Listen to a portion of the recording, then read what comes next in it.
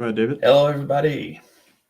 Hey, this is Street Epistemology call-in show with Pierce Watkins and myself. They call me Two-Day David. I go around with a cardboard cutout and I ask people to explain things to my friend here who was born yesterday. It's the second day on Earth. What they believe and how it's important to them, how we can understand it too. Pierce does interviews. I'll let him tell a little bit about himself and his own style. But we're going to be taking calls today and trying to understand things that you wish other people believed. And we're going to ask you questions so we can understand it better. And maybe we can figure out how others can understand it too. And the reasons you have if they feel useful after examination. All right. So Pierce, why don't you tell us a little bit about yourself there? Yeah, so I do the same thing as Two-Day David. I go around and talk to people about what they believe and why they believe it. And through some exploration, we talk about it and see if they've used good, reliable methods to determine what is true. David has a cardboard cutout of himself, Two-Day David, the man born yesterday. I don't have a cardboard cutout, but I like to talk with people about Alan the Alien, a guy who has never been to Earth, and how he can determine what is true. So something kind of similar. So I guess without further ado, we can kind of get started, right, David? Yeah, I'm down to start. We're hosting this in a Discord server currently that has a room full of people here, and if you want to come up on the stage and discuss your belief, why don't you raise your hand in the server? And we will call somebody up here. And if not, we'll talk a little bit about last show. And this kind of goes without saying. The link for the Discord event is in the description of the video. So that is where you can find that if you're watching only on YouTube. So it looks like we do have a taker. So I'm going to bring them up on stage.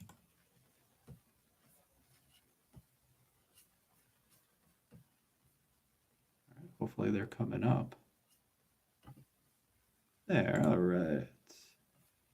Hey, Taco, if you don't mind going off stage and going back on so that it works better in OBS here. All right, perfect. All right, how are you doing today? Actually, that didn't work, Taco. Maybe if you just stay in the audience. Okay, thanks. Appreciate it. Greatly appreciate it. Hi, how's it going? I'm doing good. How are you guys doing? Doing good. Yeah, I was just wanted to put forth a couple my view on I guess epistemology. So, for example, there's all these different methods of determining what is true. Obviously, there's different interpretations of what is true. So I guess to be more specific, what I'm concerned with is like a sort of relativism, like cultural, moral relativism, but more of a like how that would apply to epistemology. So like epistemological relativism or something. But just to give a quick example, hopefully you guys help you guys understand where I'm coming from rather quickly. Like, the thought process or experiment, if you will, is that the universe, comes to us filtered through our sensory perception. And, you hear like all these secular atheist types, like, Sam Harris and all these, it seems like everyone's on board with the idea that, our conscious experience is our reality. And so going back to what I just said, if the universe comes to us filtered through our sensory perception, then it's, I guess the entailment there is that we don't have access to the way the world actually is. And so, a lot of people think that entails a whole lot, but, long story, like you can run in many directions here, but, long story short, I think you reach a point where Truth is just kind of like something that's just merely socially constructed, and uh, you know, power is the only real thing. There is no such thing as capital T truth. Truth is actually something that's just kind of handed to us by the people in power, right? Like people in power, they control the culture and therefore the epistemology, and different different cultures have different interpretations, and so I mean, like for example, I'd imagine that you guys have a certain method for determining truth that you value a lot. I think that you're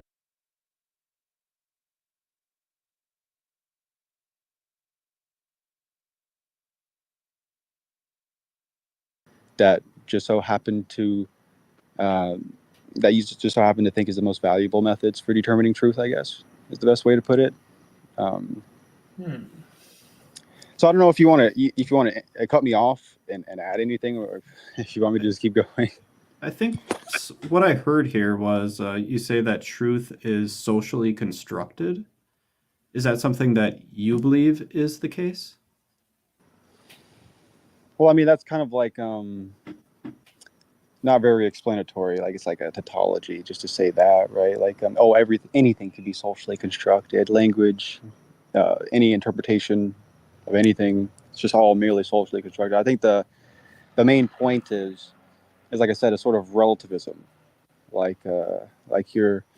So I guess my question, if there is one here, do you think that these methods of determining truth in terms of street epistemology, whatever methods here, you think that they're sort of universal, that they transcend language and culture or something like that? And Hmm. that if everyone uses the same methods, we'd all get to the same truth or something?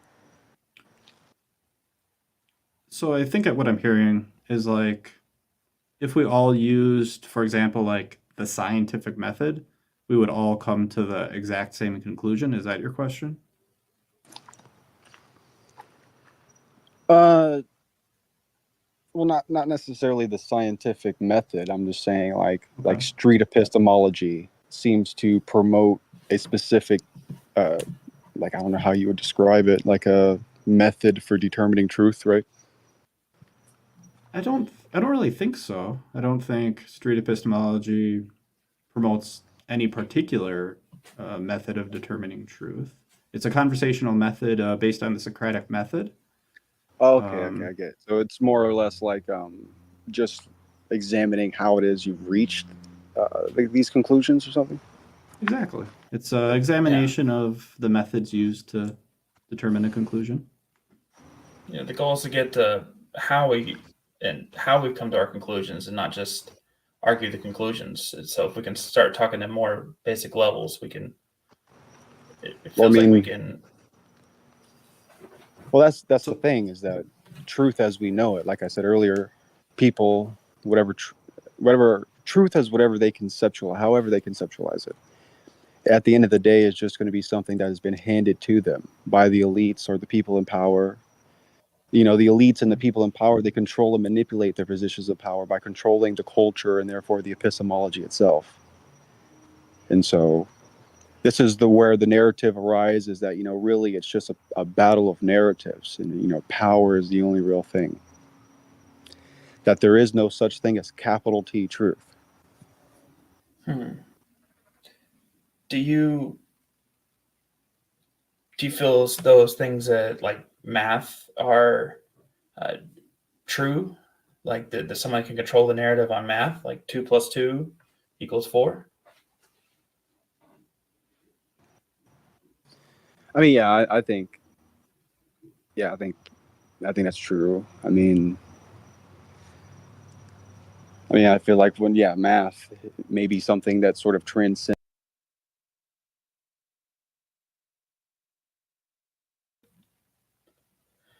At what point do we stop going from something that can transcend language and culture to something that is unknowable, like or just so easily manipulated that you can't understand? Nobody could truly understand.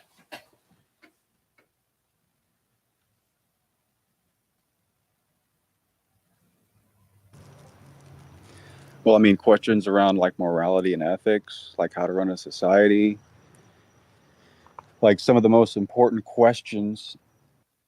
seem to be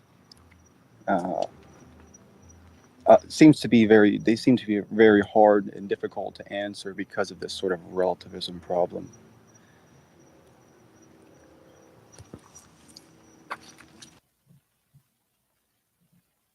I think you've been just kind of describing what, correct me if I'm wrong, you've been describing what other people think and like the definition of what other people think truth is. I guess I'm more interested in what you think. What is your definition of truth? Like, what is, if I were to say something is true, or you were to say something is Well, I true? think that like truth is just a word for what we label like the consistencies we see within this conscious experience. Remember going back to Okay. what this like secular, what I hear from like Sam Harris, a lot of these secularists, I kind of agree with it, is that, the axiom or the starting point is going to be something like consciousness is something I cannot deny. You can't deny that it's like something to be you. And so that's a pretty good axiom, in my opinion. You start there. And then I think the next step would be that, so just to be clear, we're acknowledging that our sort of our conscious experience is our reality. Like this is the axiom, right? So you start with that. And I think that there are sort of thought processes and consistencies within our conscious experience. These thought processes may be something like the scientific method, and the consistencies would be like the results from the scientific method. And so these consistencies within our conscious experience, we label them knowledge and truth, you know. Mhm. Uh, I mean, that's kind of where I'm at in terms of trying to build up some kind of epistemology. I mean, obviously, from there, you would go into all this philosophy about justification and probabilities and likelihoods or whatever. Are you justified in believing this or that? Okay. So I think what I'm hearing is like there's these axioms, so there's like these assumptions that we make at the beginning, and because of these assumptions, some of our conclusions might not be accurate based on those axioms. So, for example, like we assume that reality is real, that we're, you know, real life human beings. But I guess it's possible that like we're in a brain in a vat situation. So a lot of these things that we believe are true might not actually be true because of the axiom that reality is real. Is that a good summary? Well, I think my main concern, and I think you did catch on to a degree, I am convinced to a degree about what these people are saying, but I kind of want to get away from it. It's not something I like. In fact, this is why, ironically, I'm a sort of an atheist who's leaning towards becoming a theist, just because of where all the philosophical arguments lie here. Um, I'm just not really comfortable from uh, an atheist secularist position in terms of navigating this philosophical landscape. I think it's Okay. an absolute disaster for a secular and atheist. Actually, that's what I'm trying to warn, is that for a young person trying to, let's say, navigate the war of ideas or something,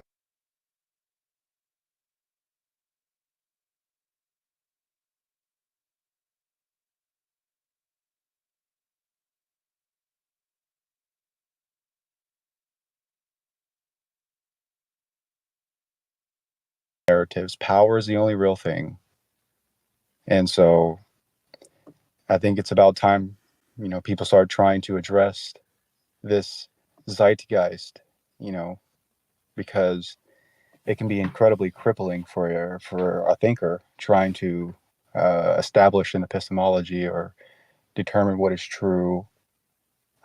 Because remember, everything just gets deconstructed as being merely socially constructed dogma, no matter what narrative you're spewing, no matter what epistemology you've constructed.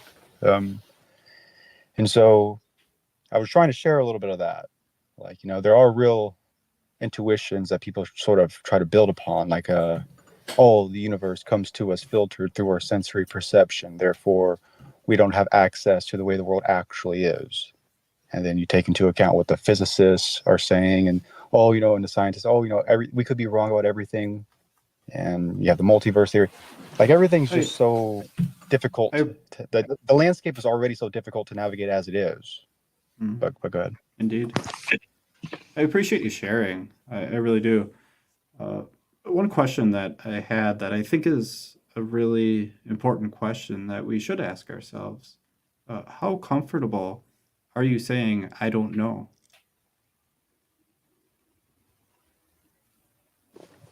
About what in particular? I don't know. About I guess anything, but in particular, if you're not 100% certain about something.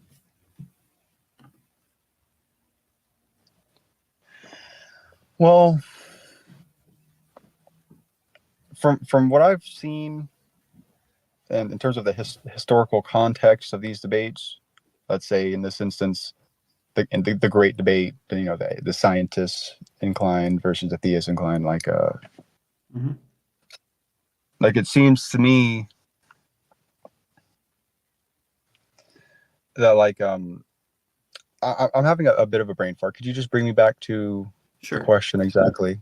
So we got let's use the example you brought up and kind of what we've been talking about to a degree. We have the scientists who might say there's no God or something, and then you might. Okay, I remember now. I remember what I was going to say now. I'm sorry, but yeah. As far as I understand, the atheists and the scientifically inclined side of the great debate have always been okay with asserting that it is okay to not be 100% sure. Like, that's okay. Like, we don't, we're trying our best to navigate reality, and we don't have this weird notion of absolute truth or whatever these theists are going on about, but that is okay. And we don't have to be 100% sure. And I think that I just wanted to point, I hope that's fair enough, that this is the position. This is sort of the narrative. But on the other side, this quickly breaks down. Like, the other side, the theists are just claiming to the atheists, like, hey, man, it's just a battle of narratives. Like, it really is just moral and cultural relativism to you guys. There's no truth, right? It's all broken down. And so, like I said, for any kind of young person trying to, or anyone in general, just trying to navigate this weird war of ideas, it's become very difficult to ignore this sort of postmodern zeitgeist, right? This narrative that I've been trying to share about truth. It's difficult, and Pierce, the whenever you just have the guest on YouTube, the audio cuts out. Okay. So you want to keep it on all three of us if you don't mind. This is a difficult world to sort through, but I mean, I'm optimistic in a lot of ways. I mean, because even in the theist narrative, I mean, it's still a position of a bigger stick. I mean, it's just another power narrative. So either way, we have to figure out how to discuss these ideas. We have to figure out how to talk about how we get to the bottom of these things. Well, no matter if you can't discuss. There's a narrative either way. Sacred ideal, right? Like, by definition, a sacred ideal, it's not to be questioned. Like, that's what makes it sacred. Like, for example, murder is wrong. Pedophilia is wrong, just to give a couple examples. Like, these would be considered religiously sacred ideals that are not to be questioned. They're not up for debate. So when you approach it that way, you can sort of see the conflict that's immediately going to arise, right? Like, I mean, I think this goes to the main point is that what makes religion, like, religion is very practical, right? And it sort of loses its practicality and utility if you allow for this secularism to infiltrate it and allow for everything to be questioned like you actually want. Like, you want this. You want and I'm not saying you're a bad actor. I think you are very genuine interlocutor. But at the same time, when you have this attitude of wanting to question everything to get to such a healthy understanding of things, you may be questioning things that are deemed sacred, right, out of necessity. And so I'm not saying anything against you. I'm just saying that this is almost impossible. Like if you're trying to have a functioning society, for example, and you want to have things like law and order, a sense of justice, you actually can't allow for these things to, like, these sacred ideals to be trampled upon and deconstructed and questioned, right? Like you Where get what I'm does the saying? Like sacredness of these ideals come from? the religious presuppositions sort of act like the glue that holds the society together. And when you start to lose the religiosity by allowing the secularism and the atheism to infiltrate and deconstruct, then that's whenever you see the just complete and utter decay of the society. People can no longer communicate, language breaks down, history starts to be rewritten. We've seen this many times. Do you think that those things are immune to religious worldviews?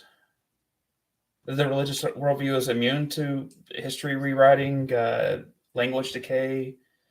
No, I'm claiming that religion is way too vulnerable to the secularism, to the atheist dogma, right? That the secularist and atheist dogma inevitably always infiltrates the religious communities, religious societies, and ushers in the collapse inevitably. Because, like I said, imagine you have a society where you have a bunch of sacred values that's like the glue that holds the society together. Like murder is wrong, whatever, just countless examples. And for some reason, you allow for a whole of your cultural ideals to be deconstructed and labeled, merely socially constructed dogma or something like that. Like, just to be clear, that's exactly what's happened in the West, right? In the West and in America, America was always a Christian nation, still is, to a large degree. And so in a modern political and social climate in America, Christians are being told they're neo-Nazi fascists, that they are oppressors. And it goes back to what I'm trying to explain, is that these secularist atheist types, neo-Marxist types, woke types, whatever you want to call them, postmodern types, these are the secular atheist types who are infiltrating, just like I'm trying to explain. Like the name of the game for these people is to deconstruct all of our language and our culture and our beliefs and just label it sort of merely socially constructed dogma. And I'm saying that people like you guys don't realize it whenever you're going around saying, hey, you should question everything. You should question everything, figure out how you're getting to these conclusions, right? You don't realize that maybe, like I said earlier, you're actually adding to the problem of allowing some of our most sacred ideals to be trampled upon, made a mockery of, and deconstructed. It's just the nature of the sort of philosophical landscape at the moment. Like I said, you guys aren't bad actors or anything. I hear you. And hear me out. I mean, when we are questioning why you come to certain conclusions, why we try to get somewhere, the goal isn't just to eliminate these ideas. The goal is to make sure we get to ideas that are useful and valuable and good for society in a way that is sound, in a way that can get past the cultural zeitgeist, can get past the strong arm kind of mentality. The goal is to have a better roadmap to get to the kind of ideals that you're talking about. If you think the ideal is useful, if you think the ideal is sacred because it is something good for society, let's build a roadmap for it. Let's do it together. We can question things, we can take apart the remote to put it back together, and we know how it works. I mean, we can make things better. Here's the issue, right? Is that I feel like you guys always act like you're in some weird neutral state. And I'm just saying that there comes a point in time where the rubber meets the road and you have to take a stance on something. And it's about more than just the process, right? And so that's what I'm saying. In reality, when the rubber meets the road, there are serious consequences to this type of questioning and this type of nagging. And like I said, no ill will on you guys. Like, you guys, sure. I think you guys do a good job. I think there's some good things to this, like people thinking about how they come to their truth and stuff like that. It's a great thing. It's just, I'm trying to nitpick it a little bit here and just, sure. I'm reaching a little bit, but I think that,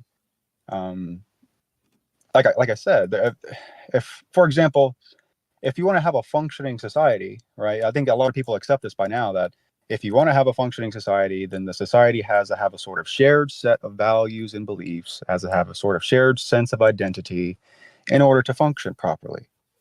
And so that's kind of where I'm coming from, is that religion acts like the glue that holds our societies together. And Do you think religious folks and atheists can coexist in a society? well, absolutely. I think that if most people were honest with themselves and they were asked, what kind of society do you want to live in? They'd say something like a Christian-led nation, because no matter who you are, you could be an atheist, you'd still benefit from living in this nation. Like, you'd be an atheist, have a good time living in a Christian-led nation, like that, Can an atheist leader and a Christian leader work together to lead a nation? I mean, sure, they can, but I mean, the obvious issue is going to be going back to the ideals that would be deemed sacred. Like, the religious leader is going to act according or act as if certain ideas are not to be questioned. And on the other hand, the atheist thinker is going to be far too pragmatic, most likely, and do like immoral things. They're going to be evil, right? Because so there's this weird lie that a lot of people have been told about morality. It's that it's a secular humanist lie that you could step outside of the religious domain and do morality and ethics, and that's just a lie. Like, morality and ethics is necessarily the religious domain. Hence the reason why a lot of the theists accuse the secular humanists of just stealing a bunch of religious values and then labeling them secular. But so I don't know how you feel about that. Are you like on? Do you think we should be on board with this secular humanism? Like, just to be clear, it's the idea that we can get the moral and ethical societies we want going into the future without gods or religions. That will just reason our way to the future if we could just get rid of the religious dogma. I don't think that we can necessarily reason our way into ethics. I think that we can have a certain goal. So we can, for example, if we want what's best for other people because we value them and because we care about them and because we love them, we can figure out ways to test to see if we're hurting them or if we're doing what's best for their well-being. But I don't think it's a matter of reason. I think it is a matter of goals. And it feels like a lot of human behavior is driven by conditions and environments, and a lot of situations are more apt to develop more harmful behaviors, more self-indulgent, more anything that you could choose. Everything is affected by the environment in a sense. So if we can focus on understanding the whys, we can question the thing, we can set up better environments, we can try to set better scenarios at which the floor is less tilted for them to do the things that you are talking about. John, I really appreciate you coming in and giving us some thoughts on our process here and everything. We're going to hit the next caller up because, I mean, we're going to try to roll through the other people too. Will you give me like one final statement, like about 10 seconds here? Yeah. My main point of everything I just said, keep in mind, like I said, I'm an atheist turning into a theist, is the answer to all of this is religion, right? Like I said earlier, the main point was when the society loses its religiosity, the society will inevitably collapse. So you can't have law and order, ideals like justice. These are sacred ideals. These are ideals that religious presuppositions adhere to. And when you lose all those religious presuppositions, you allow all the secular dogma to deconstruct everything. Everything goes to hell in a handbasket. But I appreciate you guys, and I enjoy what you guys are doing here. And thanks for your time. Yeah, appreciate it, John. We'll chat again sometime soon. All right, we're going. Yeah, I appreciate the conversation. We're going to bring Net up. I'm going to invite you to speak. Hey, how are you doing? Hi, what's up? Can you hear me? Yeah, we Yeah. can hear you great. Before we get started, I just want to ask, what brought you to this event? I was in the politics Discord server and I saw your event. Pretty straightforward way to find the event. And what drew you Yeah. in to actually click on it? It says And call-in to show. come up on stage. Yeah. Yeah, it's call-in show. Yeah, that's why. Okay, sounds good. All Yeah, there's right. a real. Yeah, I thought I could talk to someone who is um not dumb. Discord is full of dumb people. So no, if you guys have a call-in show, you are probably not dumb. Better than the Pierce is average not. Discord user. I'm probably dumb. Let's be honest. But No, no, I mean, uh, as compared to the average Discord user, I don't think so. well, cool. Anyways, yeah, I was here to talk about pedophilia. All right, we are Um, streaming on YouTube, so yeah, I is don't, there? yeah. I don't think we can Yeah, say I'm that gonna on keep it. YouTube. Yeah, I'm gonna keep it.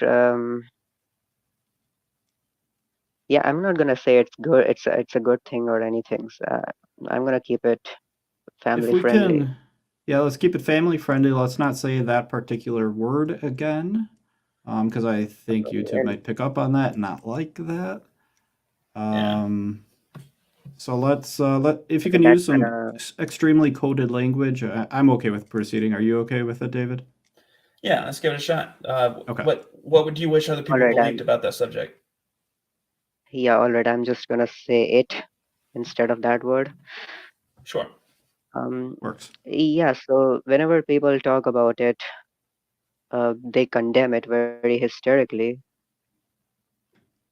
Um, they condemn it hysterically and without reason. I've never heard of I just when I hear people talk about it, I just see them become hysterical. I don't see any reason as to why they oppose it. I'm not saying I'm not saying I support it. I'm just saying that I haven't heard of a sound argument against it.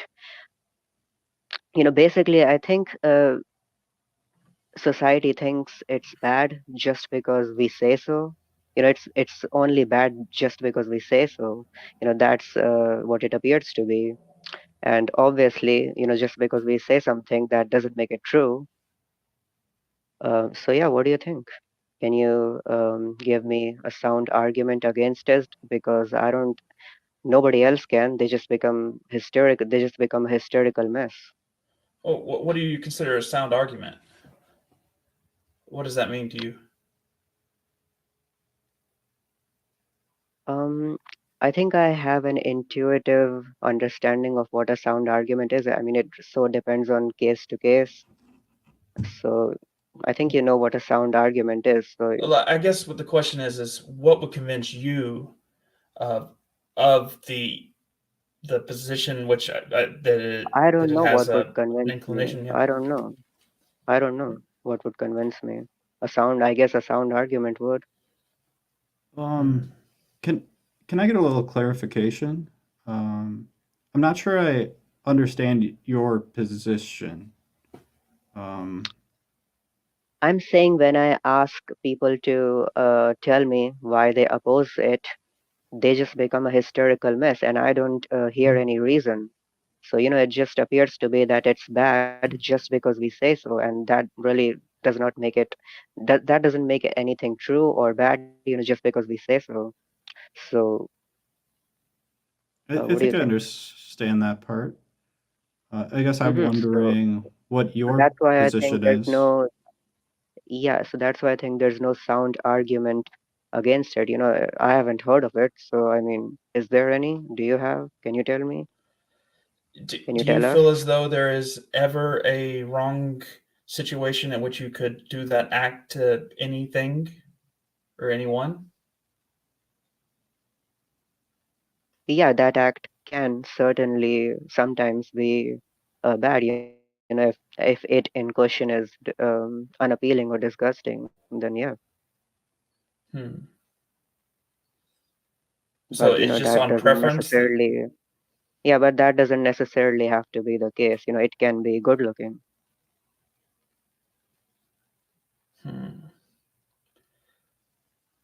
If the scenario was with a non-human,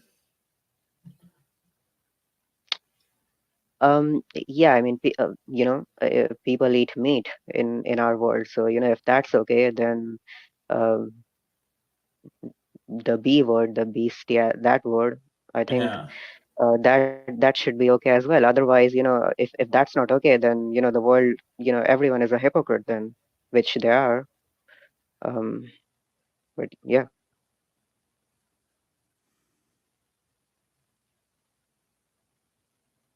Do you believe that, like, if you were to find out to the satisfaction of your knowledge, like this was like understood to your satisfaction, that um, children couldn't fully understand the situation, would that affect your Um, worldview? yeah, they can't understand a lot of different things. That doesn't stop us from making choices for them. I mean, we do a lot of things to them. We vaccinate them, do so many things without their consent, do so many things that they don't understand, even if it doesn't benefit them, just because, why not? So, I don't really think that anybody thinks it matters whether a child understands something or not, or whether a child consents to it or not. I don't think anybody respects the consent of a child, considering all the things we do to them, or respect whether the child understands something or not because of all the things we do to children. Hmm. Like we vaccinate them, send them to schools, and a bunch of other things. We send them to participate in combat sports where they get hurt.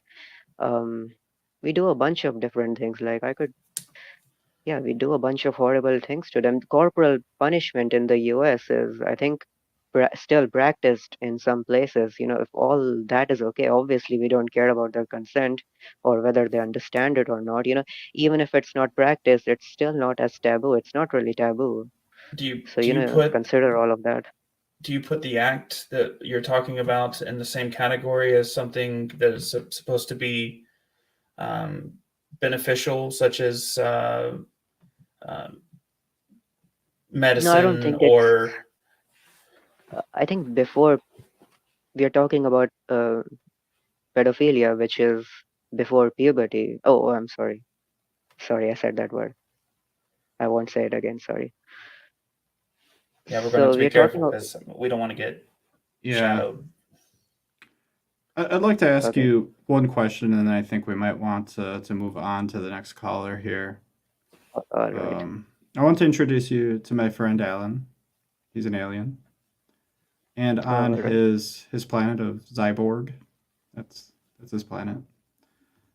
He has a belief of his own among his alien in his alien community, alien world, and he believes that it's okay to walk up to other aliens like him and slap them, punch them, bite them, whatever, doesn't really matter.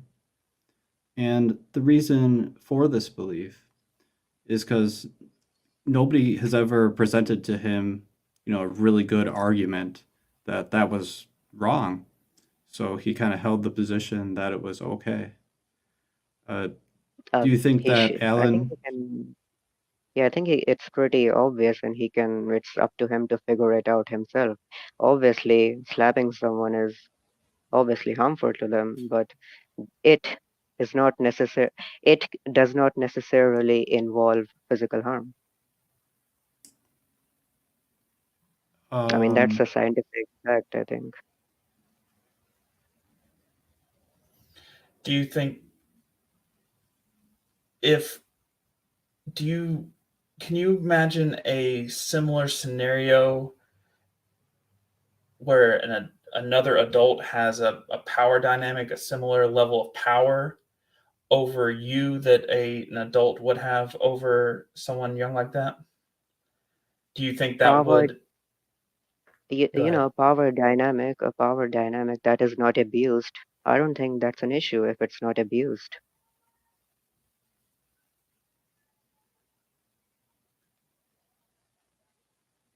You know, there are power dynamics everywhere, but that's not really bad. What's bad is whether or not they're abused or not. And how do you define abuse? Physical harm, psychological harm. If someone were to do an act to someone who didn't want that act, could that be psychologically harmful? Yeah, of course it could be, but it does not necessarily involve that. You know, sometimes uh, both parties can consent, even if we don't count that consent, they can still say yes or no.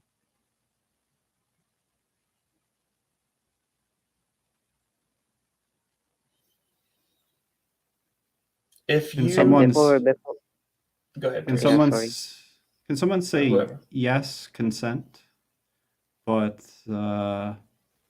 it not be full hearted, not really meaning yes or understanding it? Is that possible? And yeah, and by the way, didn't we already establish that consent? We clearly don't think a child's consent matters, considering all the things we do to them. I Well, think we already we're talking about established different that. categories of things. Um, Sorry, I don't understand. And before this, we were talking about, how it can't be beneficial to it.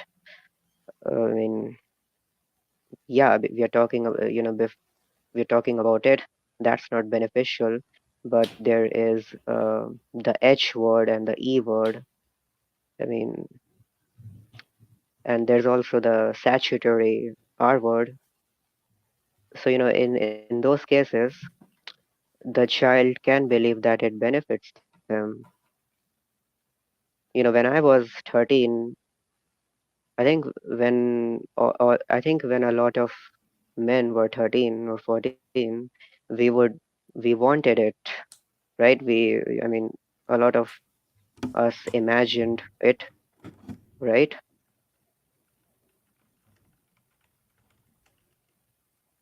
So I don't think, a child necessarily have to believe that it's not benefiting them. Okay, I think we're gonna wrap up here. I'm gonna ask one last question. I'll give Right. you a moment to answer, and then I think we ought to be Okay. done. How could you know if you were mistaken? By talking to someone who tells me how I am mistaken. Is it what would possible they that say? you? Yeah. Okay, that too.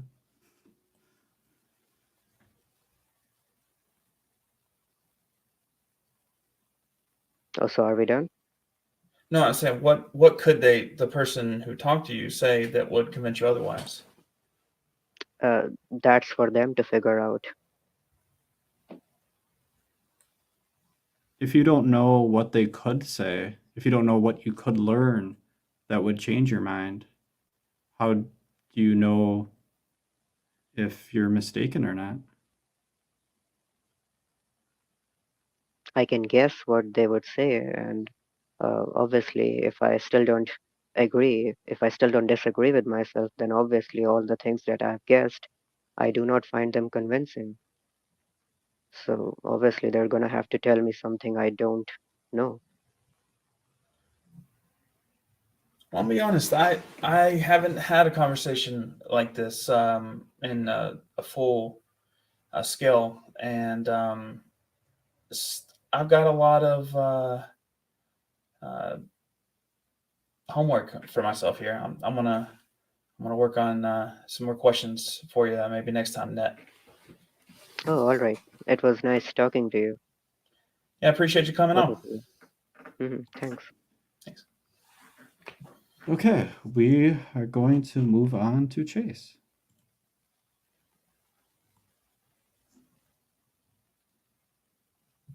Hey Chase, how's it going? Hey buddies, how we doing? Thanks for doing your show. I sure like the street epistemology. Uh, Nice, polite way of interviewing people and asking challenging questions. I think it's good. Um, I have a topic I was wanting to talk about abortion, um, but feel the need to say a little something about the last interview, and that just being that, um, I think I wonder if I'll try to phrase it as a question, a polite question. Is I wonder Let's talk if about ideas too. yeah, Instead yeah, of the people. yeah. I wonder if scientific studies showing that it causes psychological harm would be convincing to that person. Um, you know, and having been subjected to it myself, even it's just not something that kids should have to go through. And uh, even if they think it's pleasurable at the time, they may end up realizing later what was actually happening to them and how they were being exploited by someone in a position of power. And it can maybe take them decades to Yeah. Thank you for saying that, Chase. During that whole last conversation, it was a bit difficult for me to keep my composure. So I appreciate you coming Yeah. on here and saying kind of what I was thinking, maybe a little bit. So cool. So anyway, um, so I got a claim though. If you want to do street epistemology on me, you might want to explain for the group what street epistemology is. Give them a little refresher in between callers. I think might be a good way to go about it if you want. sure. Street epistemology. You want Chase to do it? Is that what you're No, pointing towards? There? whichever way. It's different on my screen than yours. I Apparently. gotcha. You guys go for it. All right. Street epistemology is a conversational method, or some people call it dialectic. It's where you talk to people about something that they believe is true, a belief that they have of theirs. It can be a truth claim, it can be something more moralistic. And you talk about how they have come to their conclusion, the methods or the reasons that they have used to that gets them to their confidence. We keep it cordial and just go through it like it's a dialectic of the Socratic method. It's a lot of fun. Yeah. Yeah, it's good. It gets the critical thinking gears a turning. So, my claim I think is gonna be most abortions should be legal. There you go. Okay. Most abortions should be legal. And the word most, wait, you said legal, right? Yes, I did say Legal. legal. I think I accidentally misspoke there. Most abortions should be legal. So there's a little qualifier there, the most word. So which ones should be legal and which ones should be illegal? Because there's apparently a tiny amount that should be illegal, according to that Yeah. statement, right? Okay, cool. You want to Yeah, elaborate a little bit? Yeah, so late term elective abortions I feel should be illegal. By late term and elective, by elective I mean not necessary for the pregnant person's health or for the health of the fetus. It's like as if done on a whim, like the thing's been cooking in the oven for a long, long time now, many, many months. Late term, we're talking, like past 24 weeks and stuff, and so past 6 or 7 months, and now all of a sudden, and this is very rare that somebody would do this, but I think this should be against the law because I feel it's infanticide at that point. Like this like, or close to it. Even if it's not an infant, it's so like close to an infant, whether it's outside of the womb or inside of the womb, that it should count because it's now sentient. And it's also viable at this point, meaning that it can, the fetus can be extracted from the womb and put into an incubator and kept alive on machines, basically. And so it's kind of like a win-win to some degree. So the pregnant person doesn't have to have this thing in them anymore that they don't want. But yeah, there you go. Okay. And how confident are you that most abortions, as described by you, should be legal? Yeah, I'd say let's go with I'm gonna go with a good 95% right now. Took a moment to really feel out that number, and I might need to adjust it one way or the other, but you know, that's where I'm Okay. feeling. And And where does this come from? I was gonna say, yeah, so like I've done a bit of research on this. I wouldn't call myself an expert on this issue, but I've done some research. I've got a document that I'll share in the chat for people who want to check this out later on. This is links to scientific sources about abortion, when it's performed, how at what trimester it's usually performed, and why. So abortion fact in chat. And yeah, just check this out later on. So most abortions are performed, according to my research, according to the British Medical Journal, Pew Research Center, etc. Most abortions, like 9 out of 10 abortions, are performed at or before 12 weeks, so 3 months into the pregnancy. So, and the late term abortions, anything which I'm not sure I would call anything after 12 weeks a late term abortion. I would call a late term abortion again maybe something past 20 or 24 weeks or something. But late term abortions are really rare and account for 1%. And that's after 21 weeks. I'm looking at my research right now. This is according to the Centers for Disease and Control and Prevention. The majority, So, and then there's another source that was saying, I can't remember which one, but of Sure. why they're performed. I'll wrap up real quick because I don't want to talk too long. Sorry if I'm ranting. But that Sorry. the reason that most late term abortions are performed is because of medical necessity for the pregnant person or the fetus. And why do you think people disagree with you? There could be a few reasons, but I think the main one that's coming to my mind is religious reasons, thinking of a soul. I'm not religious, so I don't believe in a soul. I've seen no evidence for such a thing. I'm open to being persuaded, but you got to show me evidence. But yeah, if people think that, God ordained this from the beginning of time and wanted this individual to exist and imbued them with a soul upon conception and all this, and that or even a secular view of it, which I actually used to hold as an atheist, a secular pro-life view based on human rights, because even to this day I'll acknowledge that maybe it's fair to call it a human being, like even when just a human being at their earliest stages of development, right? So not a person. I don't think they've gained personhood until they gain sentience, which happens somewhere around the 20 weeks, it seems.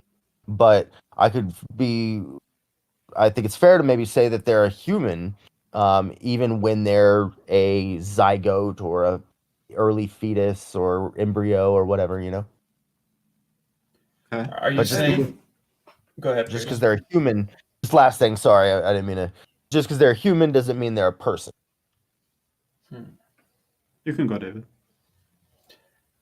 So if tomorrow you came across some information that led you to believe either one or two things: either that souls are real, or that fetuses were conscious in some way. Would that change your position? Well, it would decrease my confidence because I would have to do a pros and cons, like a cost benefit analysis of the amount of harm that's being done to the fetus slash soul versus the pregnant person who, you know, like maybe got pregnant by accident and or by rape or whatever. But like, you know, sorry if I didn't. YouTube. Thanks. Okay, sorry, but yeah, my bad. But like, you know, but if they, you know, especially if they don't have enough time to realize that they're pregnant, and you know, but a lot of people get pregnant by accident, if not most people who get pregnant by accident, and or I guess I don't know if that's true, but like people who seek abortions, most people who seek abortions got pregnant on accident, I think. So, so they don't want this happening to them. Like, imagine if it was happening to you, like, and you didn't consider like pregnancy a miracle gift from God or whatever, and you were just like, I didn't sign up for this, I didn't want this, we took precautions, or you know, we tried, but like this thing got through, and now it's growing inside of me. It's growing inside of me. Do you understand? Like, I could imagine like not wanting that to happen to you, and like, you know, for 9 months, and then having to give birth. You know, that sounds like a lot. And then even, you know, even if you do give the kid up for adoption, that has its own heartbreak as well, because you know, might wish you had a relationship with that kid, or you know, and you might be sending them into a foster home that's no good, or you know, so ay caramba. It's a nuanced situation, you know what I mean? It sounds like Chase. Now, correct me if I'm wrong. I might be making an assumption, and I don't want to make assumptions. It sounds like your reason for belief, your reason for most abortions should be legal, is coming from a place of empathy. Yeah, for the pregnant person and for the sentient fetus, Yeah, yeah, it does. Is but not all. Yeah, but and it is important to try to figure out exactly when sentience develops in a fetus. At what point, you know, what trimester and all that. And I'm not a medical doctor, but I'm trying to, you know, the research I've been seeing looks like it's mostly looking like around 20, 24 weeks. So 6 or 7 months, I think, right? Or 5, or is that 5 to 6? Yeah, 5 to 6, something like that. Okay. I guess in either of the case here, so with regards to the laws and abortions, most abortions being legal, is the way we should determine these laws, I think you might agree with this, I think this is what you're saying, is that we should use empathy to create these laws so the least amount of harm is endured by these subjects. Is that kind of where you're coming from? Yeah. Okay, great. And why is this the best way to determine what should be legal and what should be illegal? Just that general sense of like reducing suffering and maximizing well-being. Okay. Is that what you're asking? I Like, think so. yeah, I just think that's what's best for the individual and that's best for society. Okay. Seems to be what most people prefer, and when people don't prefer that, like what's best for society or individuals, it seems they don't have good solid reasoning behind those arguments. I should say one other thing real quick though, that there's a PubMed scientific article about the risk of death associated with childbirth is approximately 14 times higher than with that of abortion. So it looks like abortion is like 14 times safer than giving birth. So that's something to factor in also, that we're like somebody who didn't sign up for this who got pregnant on accident, if we're forcing them to stay pregnant and give birth, we're forcing them to have a 14 times higher risk of death. If that number were the opposite, would that affect your confidence level? That's a great question. Yeah, it would probably decrease it a little bit, but I would still have to do that cost benefit analysis of the fact that they don't want it in them. They don't want to go through this process. And even if it were safer to go through the pregnancy, they might want to take the risk of an unsafe abortion if that were the world we live in, which apparently it's not. And maybe their rights should be respected because, again, I just could imagine not wanting to be pregnant and being pregnant doesn't sound fun. It's many, many months. It is a big ordeal.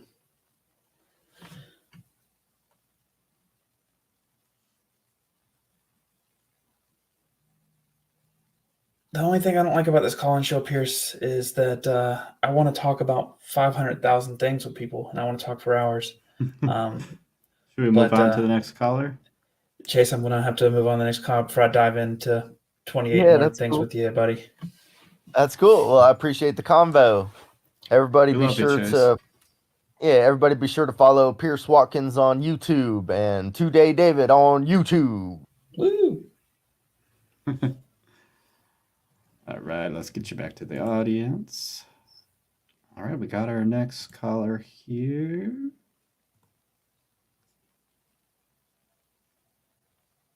Hey, how's it going there, buddy? Nephilim free.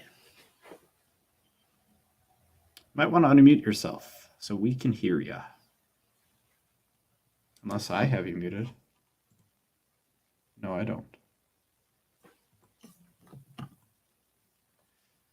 All right, I'll give you a few more seconds.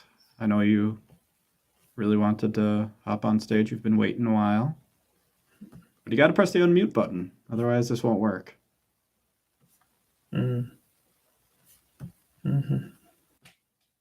Testing. All right, technical difficulties, I guess. We will move on to the other person who has their hand up, I guess. I don't know what else to do. Yeah, okay. That's what we'll have to do. That stinks that didn't work out. Oh, well. Yeah. Hello there. Hello. Nice to meet you all. Just to clarify, the previous person apparently is server muted. So if that is resolved, you can immediately just replace me with him again. I do find him very enjoyable to listen to. Anyway. So Okay. I wrote in something about abortions, and I do think that on both sides there is a logical inconsistency, if you know what I mean. Because it is strange, for example, for people who are for abortions, who are for the right of abortions, how they argue for individual rights, but at the same time also seem to be more for preserving life when it comes to the other policies. And on the other hand, you have people who say that this is a full-grown human or someone with personhood, and life should be preserved. But then the same pro-life crowd doesn't agree with other policies that, for example, when it comes to healthcare.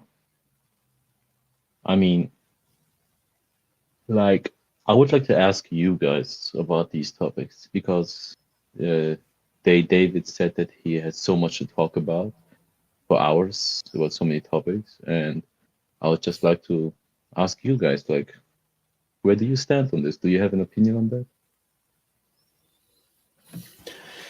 I personally think that it's hard to group one agreement with 62 different problems to solve. and methods on how to get there. I think that there might be a similar value that they might try to champion, but I think there's wiggle room in a lot of ways for people to say, okay, I want pro-life, but I also don't know if I don't know if this healthcare option is the best thing, because I think maybe this is a better pro-life symbol. This is better for autonomy or something. So basically, I'm saying in a very vague way, it's complicated. So Yes. yeah. And Okay. I have a similar thoughts on the matter. I have a lot of empathy for both the fetus and the mother, and I think that's really important to have. Um, I think in an ideal world, anyone who got pregnant intended the pregnancy, and went through the whole pregnancy, and life was happy and great. We know that that's not always the case. Um, I would like that, I emphasize with the unborn child, but I also emphasize with the mothers. It's very complicated. I think there's certain times in which, like, I think responsibility is important. Um, I'll just leave it at that. Okay. Responsibility. I see. Would you potentially want to talk about say that that this particular thing should be directly followed by the implication of being pro-life? You could say people who believe in that are pro-life uh, should think this. I don't know if that's a should though. Yes. One Because specific I thing. did study philosophy for a semester, and I do find it interesting that if you are, like, when you say you're pro-life, then you must be for the preservation of either sentient life or life in general. But when the baby is born, it is like when it comes to the Venn diagram of people who are pro-life, but also against universal healthcare and helping out people in need when it comes to like their healthcare and everything, the Venn diagram is basically just a circle, and I just find this to be a contradiction, and this I can deduct from that it's not actually for these people about preserving life at all, because I do notice another correlation with these people, which is the banning or the restriction of, for example, contraceptions. And I mean, you can deduce from all these things that it's actually about sexuality itself, if you know what I mean. Because you guys saying responsibility, you said there is a responsibility for someone not to get pregnant. But then at the same time, it takes two people to get pregnant. And how is it that it's usually in the framework of what the women did? That's it. Mm-hmm. Yeah, that's interesting. So I think what you're saying is that the people who are responsible for a pregnancy would both be the male and the female. Is that right? Yes. Okay.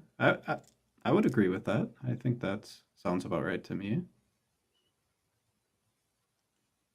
Yeah, I mean, we do already have, like, in most states in the US and in Europe, we do have like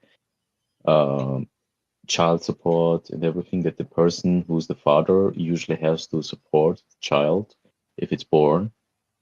But then again, it's like strange when for the guy he has to pay money. That's the consequence for him. But for the woman who has to give birth, her consequence is even stricter and more difficult because she's the person who has to now birth another human. Hmm. I mean, it's very Lovecraftian kind of, you know. On one hand, you have this mother instinct and the hormones that are going through, and at the same time, you're like forced to like emotionally bond with this other human, and this is very, very disturbing, to be honest. Would you be comfortable sharing what your position on the matter is? My position is logical fundamentalism, in which I do not care which position you take. I'm just going to be bothered if you do not go through with this logic and apply it to everything else. Like, Okay. for example, one example I like to use is libertarians who believe in the ownership of your own body as the primordial property, that you own your work itself and you can sell it. You own your body that you can sell. And it's strange when this autonomy of your own body gets written away by almost like majority of libertarians when it comes to abortion, because then it's suddenly your body is now dependent on someone else's body, and therefore you lose the right. Like, I'm not libertarian, I'm not any of these things. I haven't had someone who needs an abortion or wants an abortion yet. I haven't got anyone pregnant yet that I know of. And so when it comes to that position, I would like this to be a personal decision. And it's most likely not even my decision, because in most countries, the woman decides. Okay. I think I understand that. You would like whoever is pregnant to be the one deciding whether they have a medical abortion or if they choose to not have one. Is that about right? Yes. Okay. Terrific. Where does this belief come from? Mostly because of the consequence of our biology, because like I do think that when it comes, like, for example, when you create a product, the person that puts more work into it, in my opinion, should get to have to say a larger say in it. I put like maybe a minute of work into it. She's gonna put 9 months, and it's gonna affect her permanently. That's humble. I just think that Hmm. this is just how it works in my mind. I mean, 1 minute, 2 minutes, hell, sometimes I did 5, but hey. Only 5 minutes? Come on, man. Hey, the Minutemen made history. Okay, And so maybe not this way, but what I think I'm hearing is that so you are in favor of it being a personal decision on whether a woman should have an abortion because they have put more effort, more work into this pregnancy. More risk. They carry the risk like we do believe it in capitalism. The person with the Okay. risk should get the rewards. Okay, it's more about the risk. Okay. if somebody could chart a sizable amount of risk for the fetus's sake, if they could mark how much of it is affected and it added up to be a similar amount, do you think that it would have a say in that? No, because the fetus is not able to say anything.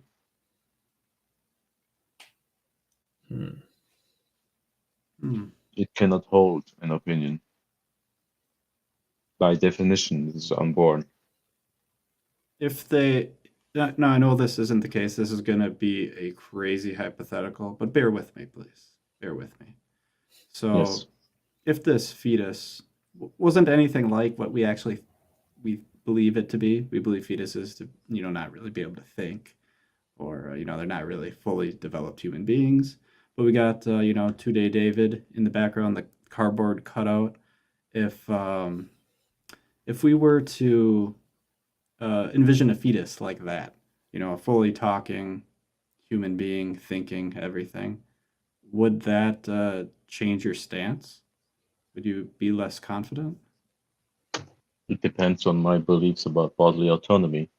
And since I do believe that in most states and governments, we do respect bodily autonomy very highly, to the point that, for example, in Germany, there is a death penalty, but it cannot be performed because of the infringement on the bodily autonomy.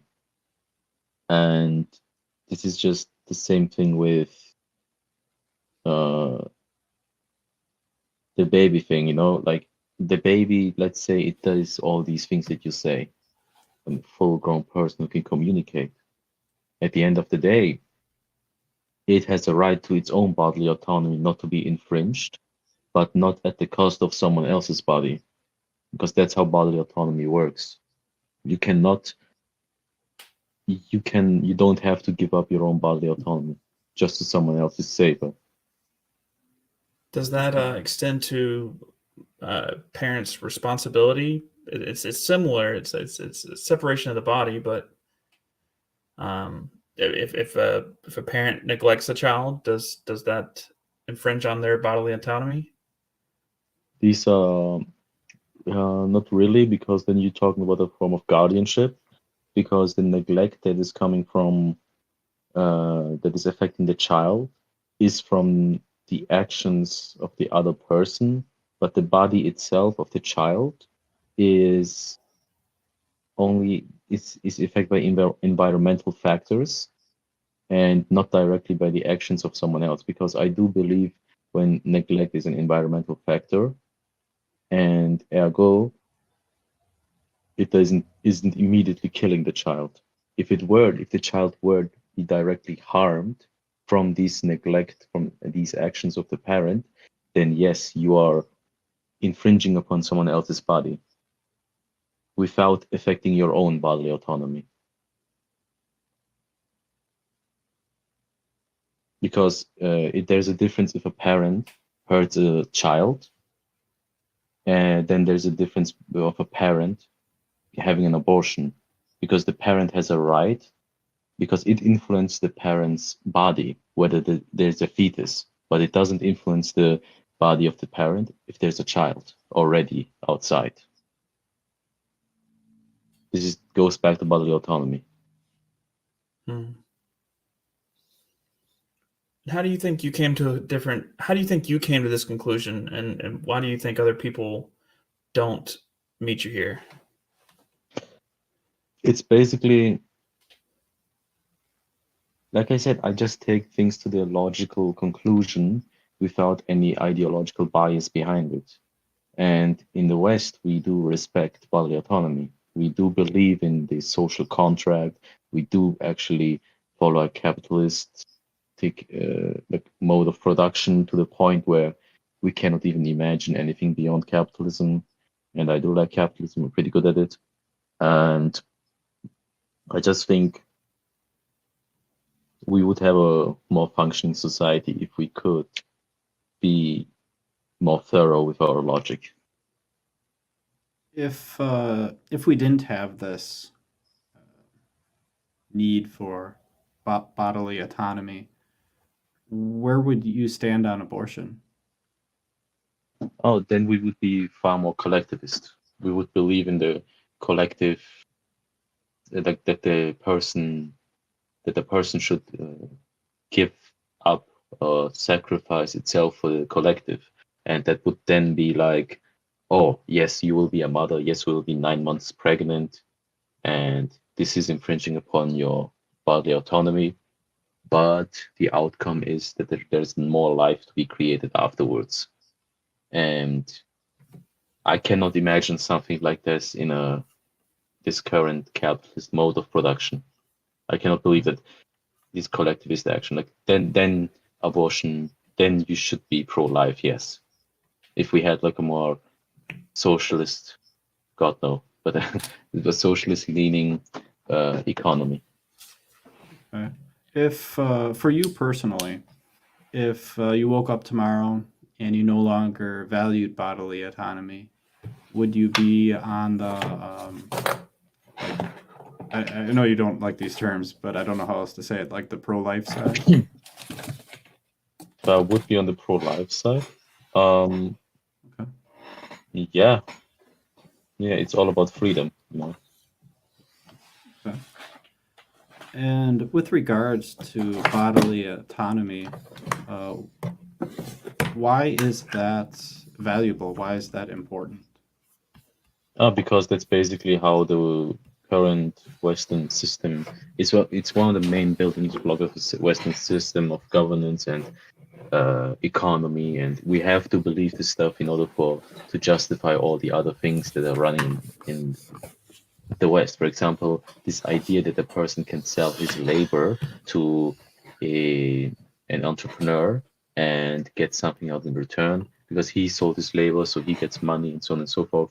He doesn't own the product, but he just gets the money for producing the product.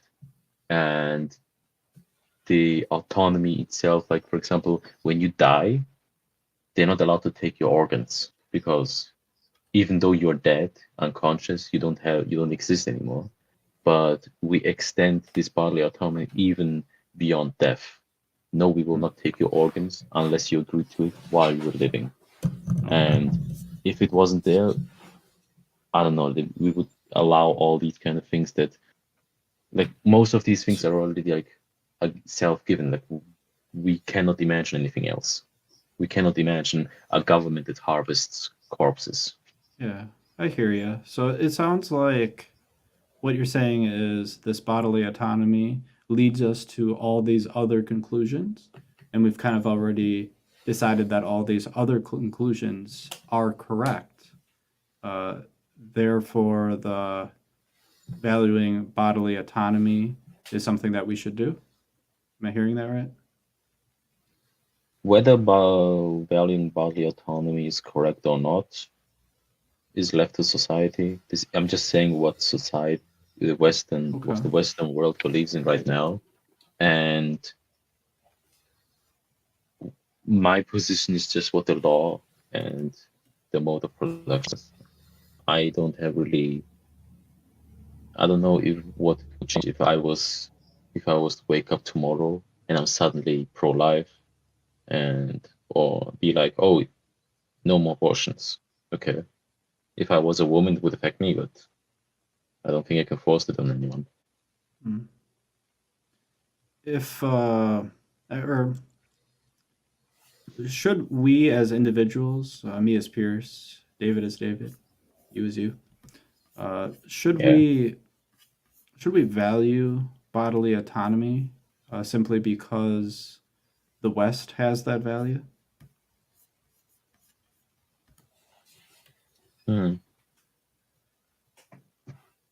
No, not for that reason. Okay. And I just want to circle back. Why do you hold that value? Like I said, because I do believe in capitalism. I do believe in individualistic competition, and these things cannot work if there isn't bodily autonomy guaranteed by the state.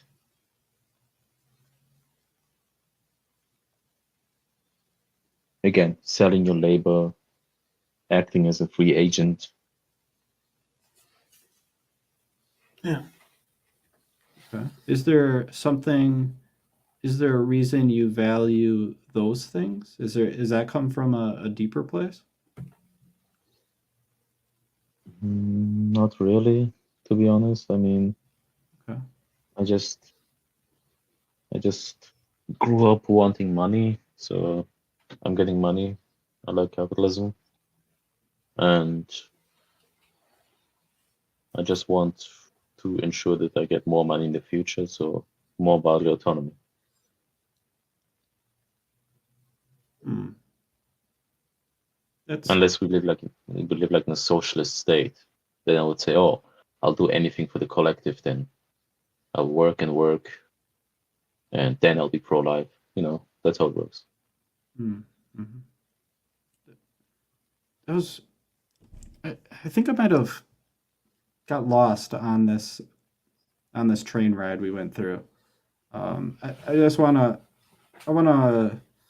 explain the train ride and see if I got it right, if I hmm got all the stops correctly here. So I'll start from the end and go to the start, hopefully here, and I'm gonna try to. So we have like it ended with the last stop as if you desire to get more money, and I'm assuming like to that betters yourself. Uh, the next stop was like I think it was like capitalism, like you support capitalism, Yes. you want capitalism. The other stop was I think bodily autonomy. I think. Yes. Okay. So is it fair to say that all of these things are supported by you having a desire to get more money? No, it isn't some Okay. intrinsic desire. It's just I'm just being part of the machine. If I was part of a socialist machine, I don't know, somewhere in Soviet Russia, then I would be like, oh, I want to be the best do-gooder, do as much for the collective as possible. And I'm just a survivor. Like, I just conform to the system that exists without any logical inconsistencies. If should we hold beliefs just because we can't identify any logical inconsistencies? Yes, because I do believe those are stable ones that can last for the future. Because we see, for example, in a lot of religions how lots of the things don't hold up with time when we discover new things in science, and we see, oh, this one can't be correct. And this is why, for example, this is why you should start with just a few simple axioms. Be like, hey, I want bodily autonomy. Hey, individualism, collectivism, blah blah blah, all that. Okay. Hmm. Do you have any questions left, David? Hmm.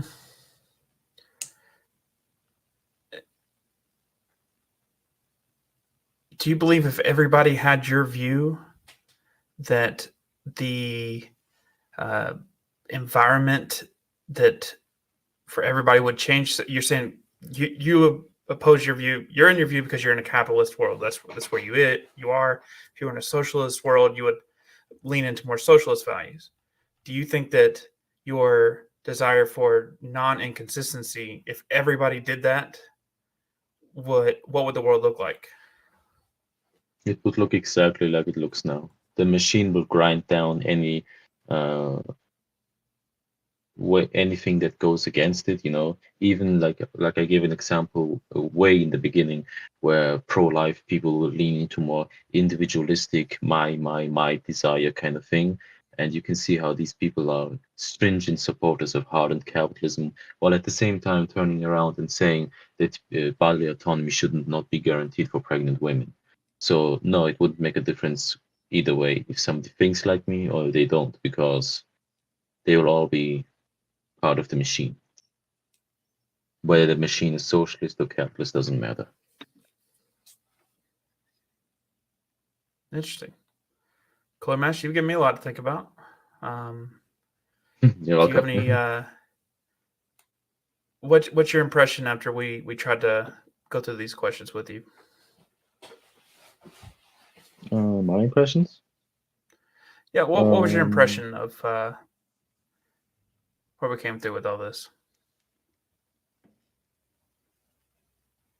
I don't know. I never really formulated my views like this before, and I do find it interesting the way you guys approach this. You weren't really you were actually listening and trying to understand, and I was actually trying to get something out of you guys, like, where are you guys? What are you doing?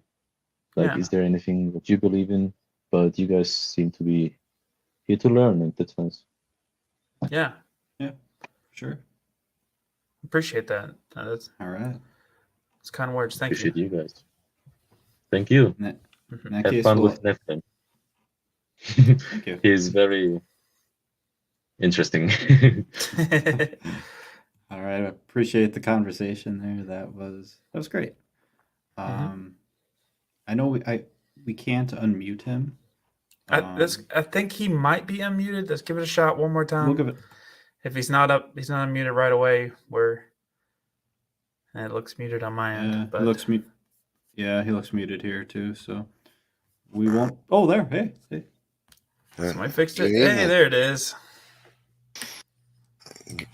How are you guys? All Doing right, pretty how you good. doing today? Good. I get muted a lot by people, so it's not a shock to me. Anyway, Sure. So, what would you like to talk about? What do you wish Sure. more people believed? well, I think a very interesting and important subject is the biological discoveries that life is intelligently designed that have come about in the latter half of the 20th century to the present. The evidences of intelligent design are multifold and astonishing.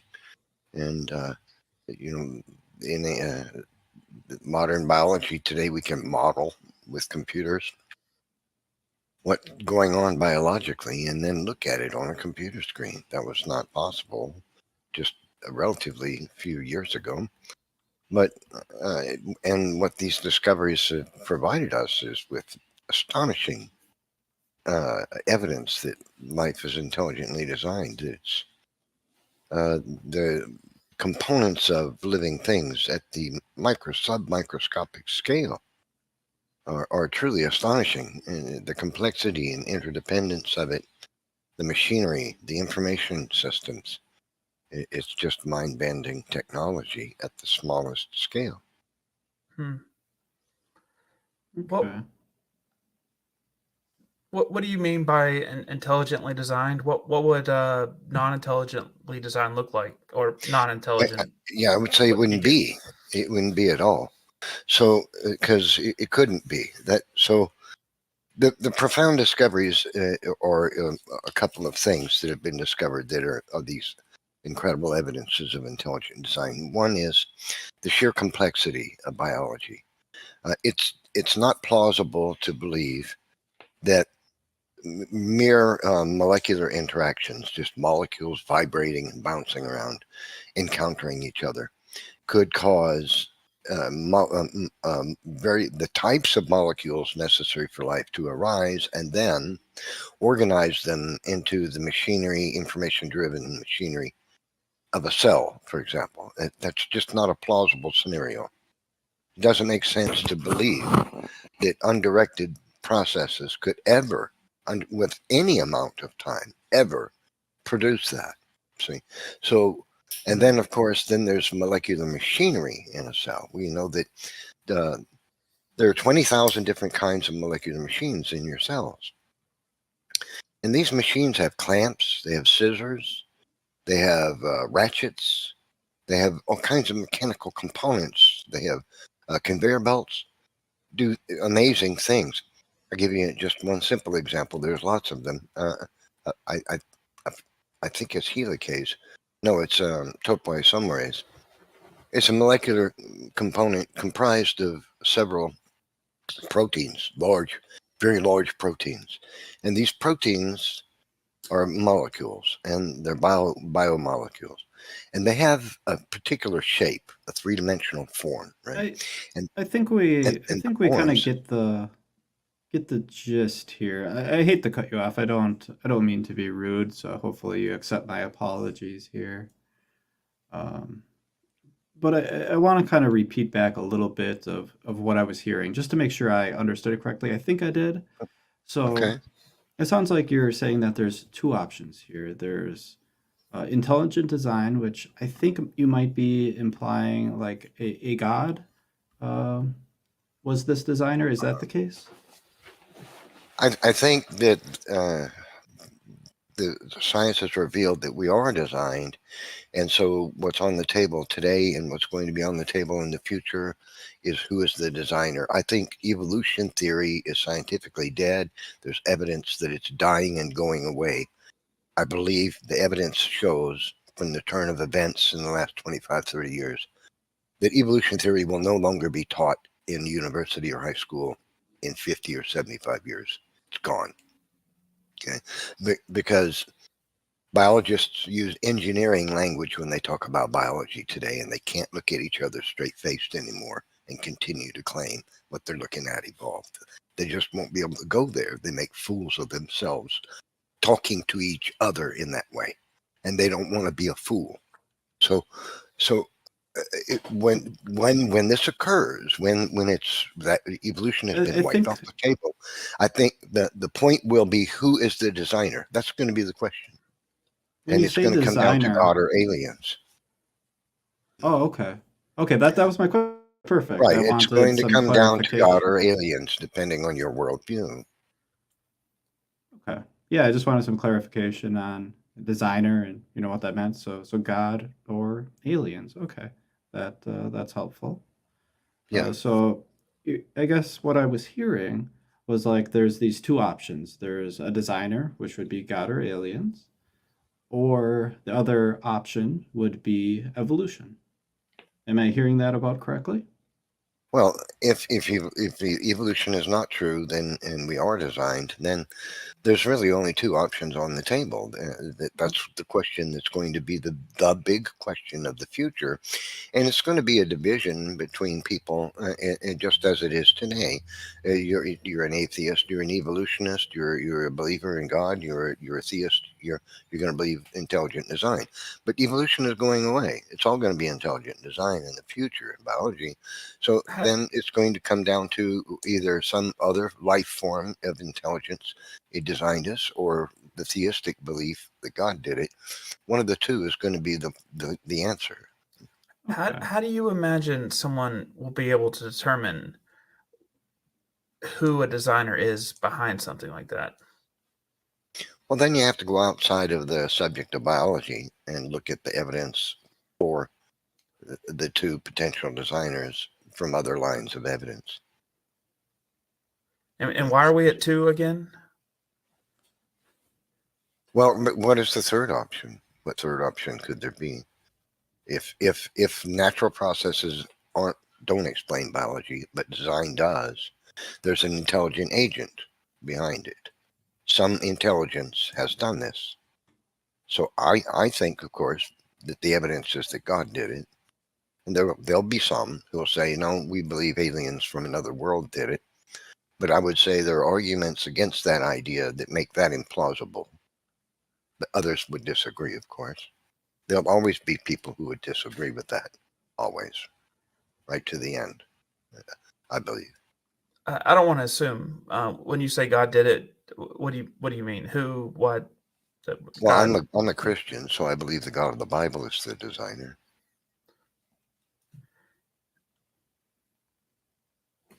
I kind of want to explore that, but it feels like it derails from the original claim. What do you guys think? I was thinking, I wanted to back up to a reason that I heard because I think I heard a reason, and I think that reason might be worth exploring. It might be very important.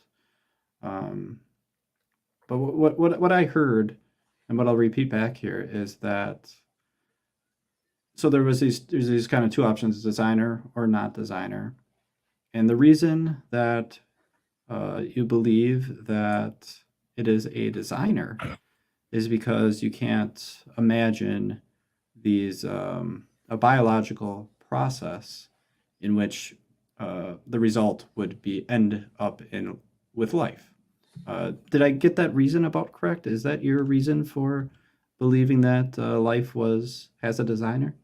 Actually, no. It's not about Oh, what we don't know, and it's not about speculation. It's about what we do know. It's about what has been discovered. And okay. so, for example, the laws of nature don't really allow for or provide for a naturalistic mechanism for the organization of matter into the complexity that we see. How, There's the laws of nature move. Matter moves on this planet. Matter moves towards disorder, not order. And the job of every chemist, in fact, is to make matter do what it doesn't naturally want to do. That's what they do in the lab when they make molecular things, is they're forcing matter to bond in such ways with all kinds of astringent conditions. I mean, pH balance, temperature balance, putting things in at the right level, purified materials that they buy from a corporation that are extremely expensive. They fail, they throw it out. They try again. They fail, they throw it out. They try again. They fail, they throw it out. They throw it out, throw it out, throw it out until they get something that works, right? And so it takes intelligence to order something like that. But nature just doesn't do it. You can't just put chemistry molecules into a vat and swish it around and set it on a shelf and come back in 30 years and there's something mechanical going on. There's machine in there. That just doesn't happen. The laws of nature don't allow for that, because matter moves towards disorder. Molecules break down, especially biological molecules are very susceptible to the environment. They break down readily. That's why bodies decay, right? So, and pathologists examine the body and they can give a pretty good idea of how long it's been decaying by the state of its decay, right? Because proteins, for example, they just readily disassemble in the environment. Water in the environment changes in temperature, they just break down, right? But something ordered this astonishing thing. That's the crazy thing, in contradiction to the laws of nature.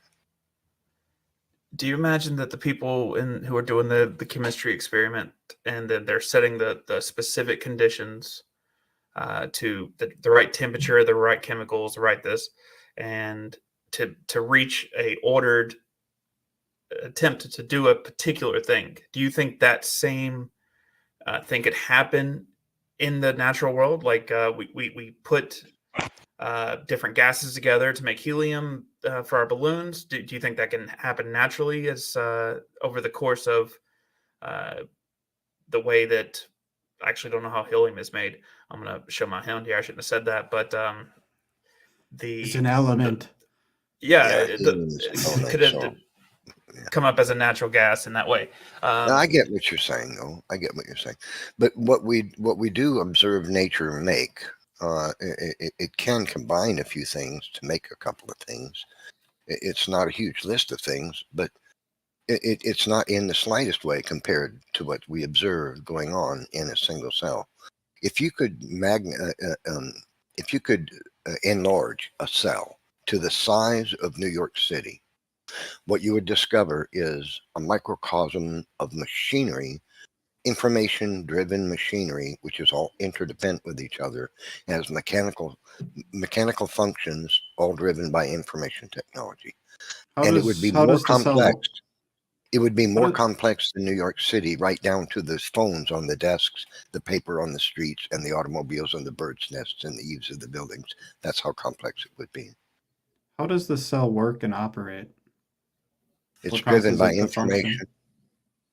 It's driven by information in the form of RNA, which is a snippet of information copied off the DNA that becomes a catalyst to do something, or directs gene expression to make things in order to maintain and function, operate the cell.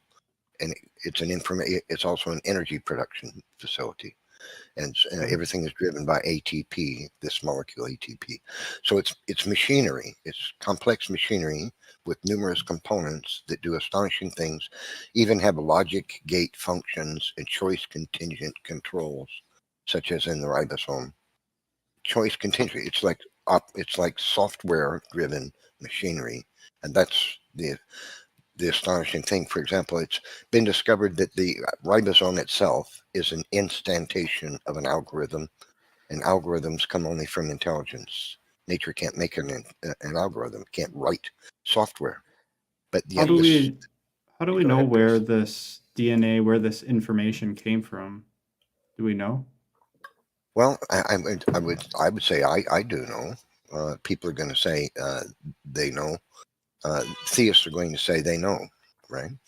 But Yeah. what the astonishing thing is that what we've discovered is that it was designed because of the evidence that it's information-driven machinery at the microscopic scale that If we were to requires if we were to discover that this information, this DNA, RNA, if it did come about by throwing it in a tub of water and mixing it up real good with a couple chemicals, if that could result in DNA and RNA, and I'm not saying that that's the case, but if we made that discovery, what would it do to your confidence? Would you still believe that life has a designer? Well, asking me that question is like asking me if I could ever prove to you that automobile standing in the driveway right in front of you is actually a grapefruit. Would you change your worldview? I don't see the It's actually. connection. I'm not trying to be pedantic here. I'm just being honest. I think it's a moot question. It's like asking something that's impossible. If I could prove the impossible to you, would you change your mind? Do you think that in the past that they thought explaining things such as weather patterns or soil erosion or insect colonies, if they were to say that was an impossibility just from the technology at the time, fast forward 50 years from now, if we were to figure out how all this works and we trace it back to the things that made the building blocks to make it happen, how would that affect your understanding? But we are discovering the properties of design. Again, it's not about what we don't know and what we could discover in the future. It's about what's already been discovered. And what's already been discovered has verified that life is designed by intelligence because it's software-driven molecular machinery, which is interdependent. And molecular interactions don't create that kind of thing. Everything breaks down on the Earth. It moves towards disorder, not order. And the order of biological systems is so astonishingly high. I mean, it's hard to express how incredibly complexly arranged it is that makes it functional. It's so complex. It's absolutely amazing. It's mind-bending. For example, the ribosome is comprised of a set of proteins. Each one has thousands of amino acids. An amino acid, you could consider it a BB, right? A little tiny round molecule. Mm-hmm. Thousands of them are assembled in such a way that the shape of the protein is so incredibly precise that if this one particular amino acid out of thousands isn't in exactly the right location in that protein, the machine doesn't function. It doesn't do its complex work. That's how specific it is. It is so unbelievably specific. To believe that you could get by chance, with any amount of time, numerous proteins, large proteins, with the exact shape that they possess, so that they interlock with each other and provide mechanical functions of flexing and pushing and levers and clamps to perform this astonishing function, is like believing you could go into a casino every day and pull the handle on a slot machine and win the jackpot every day for the rest of your life. That's the odds we're talking about. It's mind-bending. It's utterly implausible to believe natural processes in a world full of entropy could ever begin to order anything that begins to be close to that. Let me tell you something that we agree on. The world is amazing. The intricacies of how things break down, how incredibly precise the world is in a lot of ways, how everything is stacked on each other. It's incredible. We're both in awe. We are. All three of us. Yeah. And imagine, like, play this with me real quick. Imagine you meet 2-Day David here. He was born yesterday. He doesn't have any life experiences. He's trying to figure it out. You're telling him about the complexities of the cellular structure, the levers, the software encoding, and he hears you say that it's driven by information, by software. And so he says, okay, where's the information come from? And you say it's from a God, but is that the information wasn't there before? like David sees a Mhm. river and it flows down. The water flows down the river, and it creates an orderly path.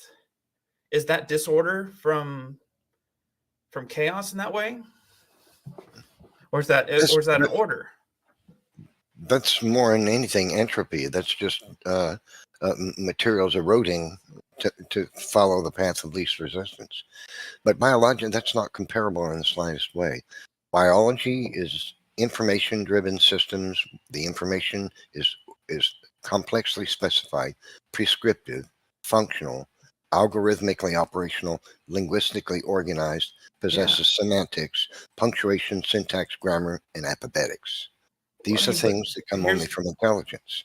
See, information, algorithms, and linguistics arise only from intelligence. Material processes have no potential to make them whatsoever. And we've discovered that DNA is precisely this.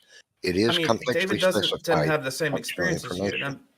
And I'm sorry to interrupt you. I know you're very passionate about describing all the different aspects of it, and I want to give you time for that, but I also want to be able to go back and forth a little bit.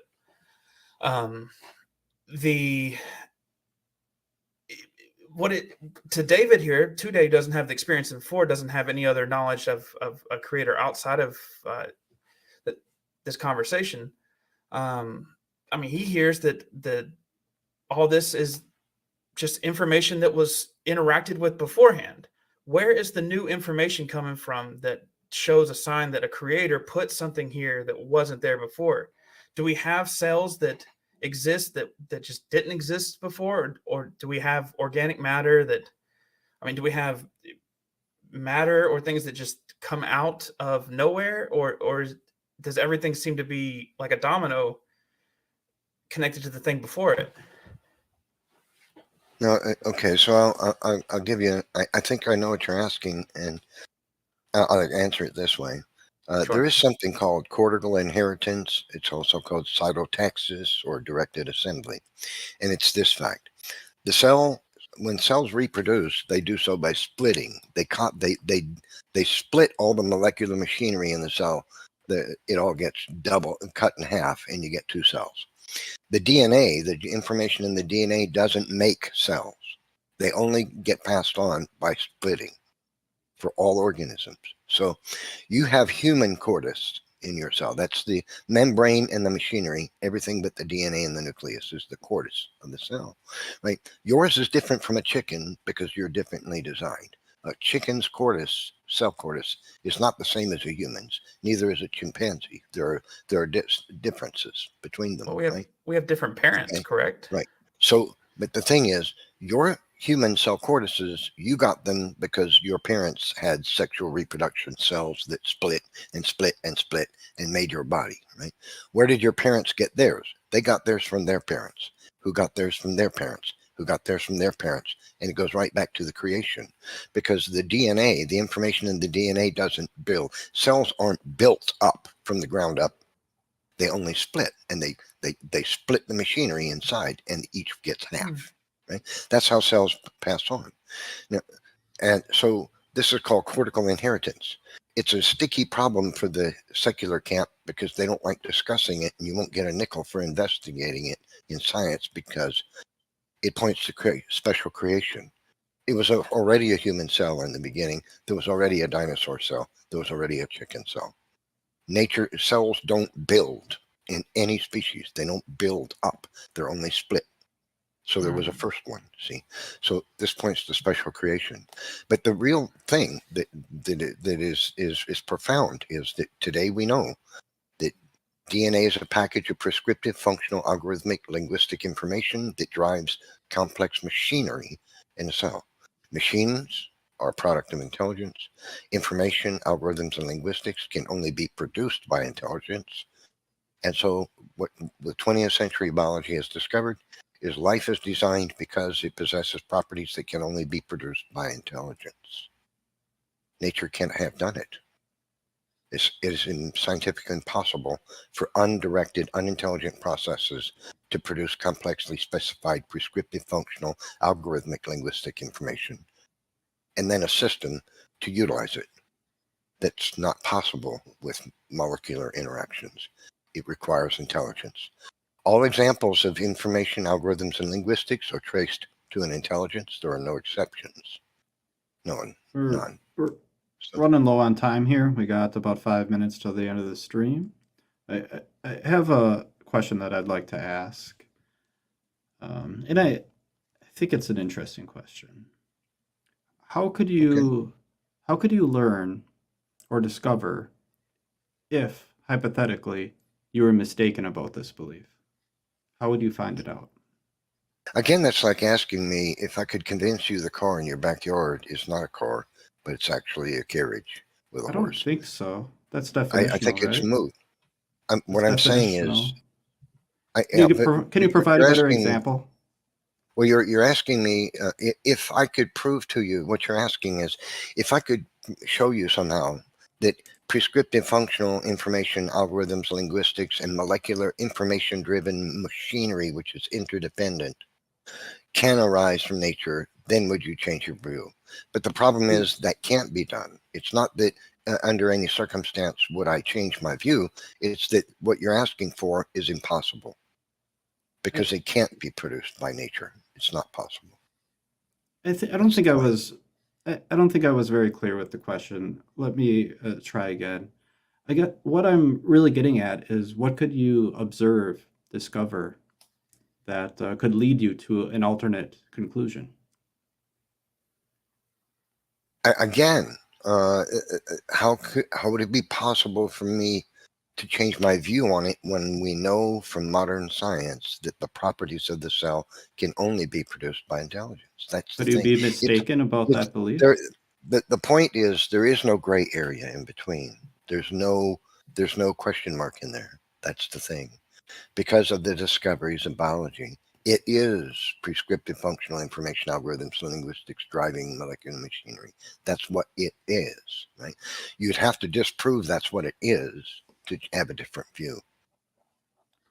Could someone be So- mistaken? Could someone know of a scientific fact and wholeheartedly believe it 100%, and be mistaken about that being a scientific fact? What, that prescriptive functional information algorithms and linguistics and information driven machinery aren't all only produced by intelligence, but are also produced by natural processes? Is that what you mean? No, any scientific fact, not specifically that one. Well, as long as the things that I just described are true, there's no potential for anything other than teleology to be involved in this as the cause of biology. That's the thing. It's a hard, cold, bare, brute fact. It's not. Again, there's no gray area because it is what it is. Well, maybe It- next time we can talk about the implications of this and how the next steps that it leads you to, and what how it affects your life and Okay. the other parts about it. But mainly, I'm just trying to do for time here. So Nephilim, thanks for Okay. chatting with us, and Thanks for having me on. we'll have you on again sometime soon. Okay. Thanks again. You guys have a great evening. You too. Thank you. All right, I guess this is the point where we wrap up. I know we had one more person with their hand up, and I feel really bad because they've Some been hobo's waiting. been waiting for a minute. I can push it a little if you can push it a little. I can push it a little bit. All right, we can invite him up, and something weird just happened with my screen, but it appears to be okay. Hey, how's it going? I know you've been on a call-in show before. Yeah, I've been on Sushi's show before. And thank you guys for giving me the chance, like staying a little bit longer and let me get a chance to state my claim. I actually, because of the thing the last person brought up, I actually would like to go with intelligent design as well. I'd like to add a few caveats. I don't see random chance as opposite of intelligent design. I see intelligent design working through random chance. I also don't see like because I know a lot of times when people say intelligence is design, they say that nature can't do it by itself. I'm making the claim that nature is doing it by itself, and that in and of itself is God. So I think what I'm hearing, if I'm hearing this correctly, you can correct me if I'm wrong. Like God created evolution. Is that kind of the same thing as what you're saying? And God is evolution. Okay. Yeah. So, and I'd even say this, that it possibly, you know, once that single cell, the first living thing came on Earth, however that was, there could have been the possibility that octopuses could have been the intelligent life forms, and that apes would have been left behind. But that still points me to intelligent design. Okay. Does this belief of yours that God is evolution, does that affect uh, how you behave, your life, anything like that? Yeah, a couple years ago, I had a religious experience, and I stopped. I was drinking 6 days a week. You know, some weeks 7, and now, you know, I drink like on like birthdays, the Super Bowl, and I'm more actively trying to pursue to better my life. Okay. Well, I'm happy for you. Yeah. Thanks. Have you guys ever heard somebody make the claim that both random chance and intelligent design is the same thing? Ooh, that's actually one of my favorite topics. I'm gonna do a video one day about how Calvinism and naturalism are very similar. They're basically Yeah. cousins or siblings. I'm wondering, some hobo. That sounds weird to say. Anyway, Yeah, you can call so- me Jonathan if you prefer. Jonathan. Yeah, I like that better. Jonathan. What caused like I guess I know the answer to that question. This belief was the cause of you making these changes to your life. I'm wondering a bit deeper though. Like what is it about this belief that made you decide to make these life changes? Well, when I had my religious experience, to me, it felt like God was talking to me. And I just suddenly realized that good is a thing. I'm 35 now. When I was like 20, I was very nihilistic. And I didn't even believe good and bad was a thing. But knowing, okay, there is a God, and there is good, and I would like to choose to be on the side of good, is what kind of changed my, I guess. Okay. See, this is the thing. I even realized good was a thing when I realized God was a thing. I think I hear what you're saying. I'd like to repeat this in a little bit of different language, Okay. and you can tell me if I'm picking up what you're putting down. Hopefully, I am. I think I am. It sounds like you had this religious experience, and you have you came to a conclusion that there is such thing as good and bad. Like you can do good things and you can do things that are bad. Yeah. And that kind of informed that belief of a God. So far am I correct? I think to me it felt opposite of because I saw a really bright light, and to me that was God. And then because I now believed in God, I believed in good. Okay, I had it backwards. Okay, gotcha. That's really interesting. Do you think now that you feel that you see what good is to in your view, if you were mistaken on your experience with God, you would still believe in that good? Yeah, this has been over 2 years now. Even if I stop believing in God, um, I would still try to be a better person. I'd try to better my life. Uh, but for me, like my beliefs of God can change because I could step back and say, God, maybe God isn't interacting at all, but I still see all this matter, all this existence as God itself. Hmm. Like maybe because I might be I'm open to the idea, maybe I'm imagining some of my experiences with God. Uh, but I still think, um, like even just looking at science and things makes me think of God so much that it would be so hard for me to, I'd have to unravel a lot to stop believing in God. Hmm. With regards to this believing in good and bad, does that fulfill anything for you? Yes, because right now I feel like I'm preparing myself for the future. I mean, I guess, what else would you be preparing for? But preparing myself, because I do believe spiritual warfare is a thing as well.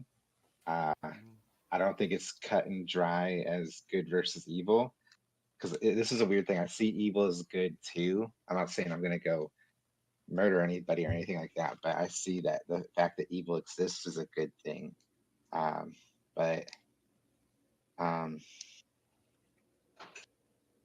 yeah, I guess I feel like I'm preparing myself, and because I feel like I do believe the things we do here, this conversation right now, does matter, even if this conversation came about by random chance.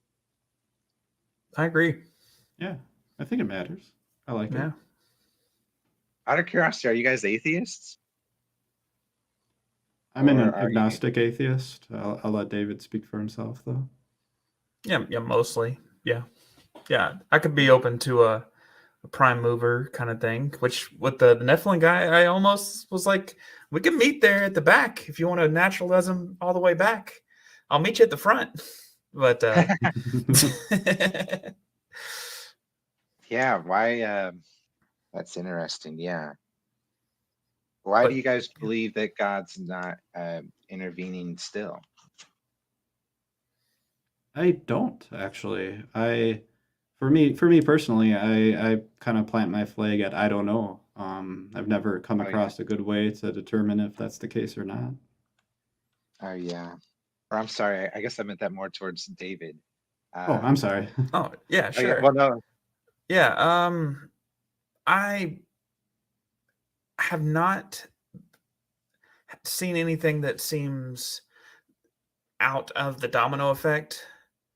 I mean, there's certain things that like I can't explain how the domino effect happened, but it doesn't seem like it came out of nowhere, so to speak.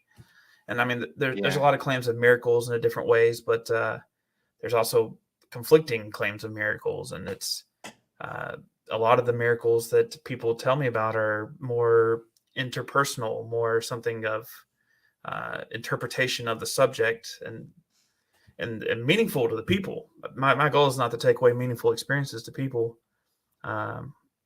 But me personally, I think Yeah. it's one of those things that I can't figure out what happened at the beginning, if there is a beginning, but I know that in the timeline I can see, it seems like dominoes, so to speak. Oh yeah. Who knows? Yeah. I feel you there. Um, by the way, I looked up. Let me know if I shouldn't be going down this tangent. Uh, but I was looking up the Big Bang and different theories scientists have about what happened at right before the Big Bang and at the Big Bang. And quantum field theory apparently is really popular, and it's the idea that like even in a vacuum, there's this energy uh, where matter can just uh, matter and antimatter could just pop out in and out of existence. And I'm going to research this more, but apparently they've witnessed this to some degree. I don't know. To me, that's I've heard of, and that's kind of the closest thing I've heard of, like something kind of recorded, kind of popping out. But it could be that we're not zoomed in enough. I don't know. And of course, that might be overly skeptical. But practically speaking, I just don't see the day-to-day interaction in that way. So I don't know. Yeah. That's fair. What about like a breaking of because I see one way I see God is like awareness, and it's like as we go through life, it's like I think we're not just in one matrix, like it's like we pop out of one matrix and now we can see reality differently. And it's like as we grow, we keep popping out. Do you experience that at all? Oh, sure. Yeah, it's like learning what a new word means. It's like you couldn't read that word before; it was just shapes and squiggles. But once you understand it, it has new meaning to things. Learning a new language, or having muscle memory to driving a car feels a lot different than the first time you drive it, kind of thing. I think that life is full of these paradigm shifts and surprising moments of sheer experience, almost. Yeah, I feel you there, dude. I started learning some new languages, but I never finished it. But I bet that is a huge awareness breaking through. Like once you can finally speak to people in another language, man. Yeah. Yeah, it's difficult to start as an adult. I'm trying. It's not working. Which language are you trying to learn? Espanol. Soy Sí. perezoso. That means lazy, I think. Yo tengo el gato. Hey. You took the cat? I have a cat. Oh, you have a cat. Yeah. Yeah. I don't know much, but I know that. Love it. Yeah, interesting concepts. I think practically speaking, it's almost it's so similar to naturalism in a lot of ways. But is there anything that you could learn that would make you think there was a non-naturalistic explanation?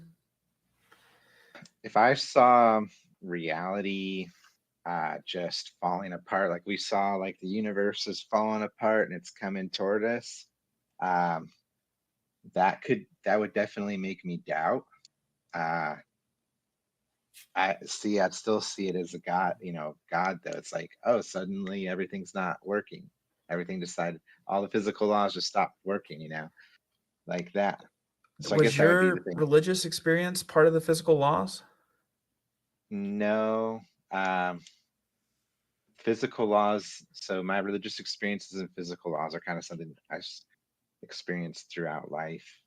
Because I went through a phase where I was an atheist, but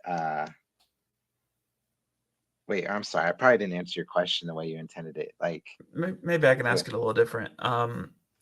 Do you think that your religious experience was something outside of the natural progression of things? Was it something supernatural?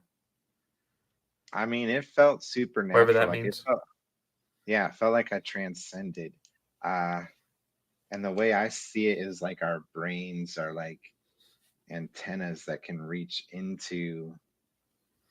I mean, this could change, but it's like I feel like our brains can reach into the spirit world, I guess you could say.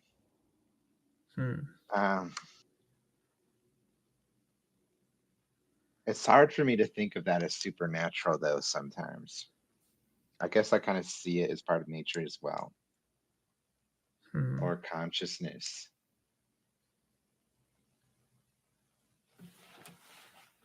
Now I've got so many rabbit holes I want to go down though. Somebody reel me in. Thanks, Pierce.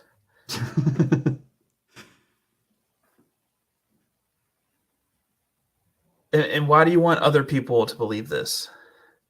I don't necessarily want people to believe this, but I am trying, when I do run into atheists or agnostics, I do try to challenge their belief of, they may be atheist or agnostic. I know when I was an atheist or agnostic, I was against the views that I heard of God. So I try to challenge them to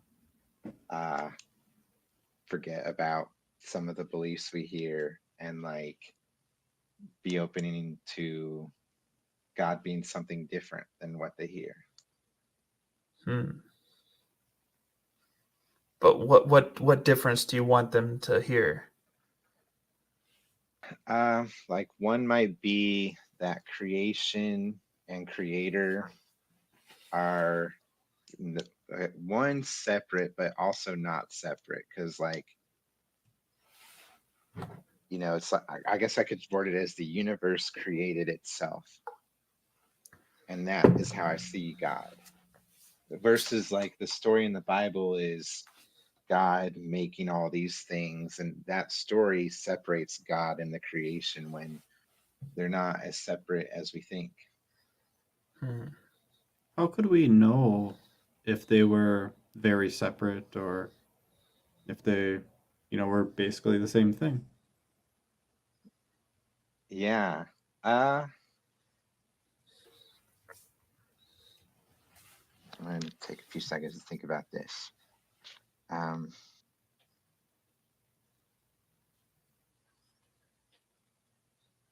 Well, so I guess we are part of the creation, and I think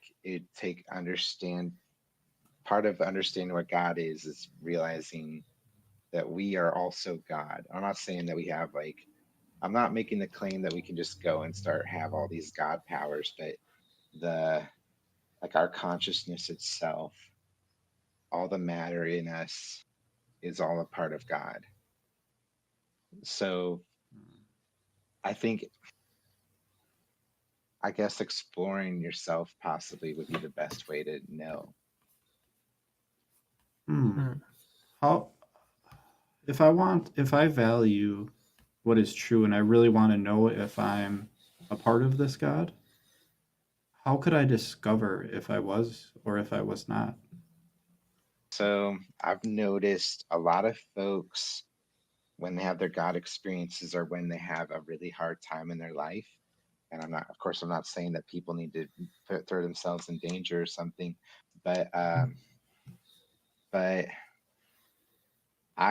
how I'm trying to experience God is simply by breaking as many biases as I can in my head.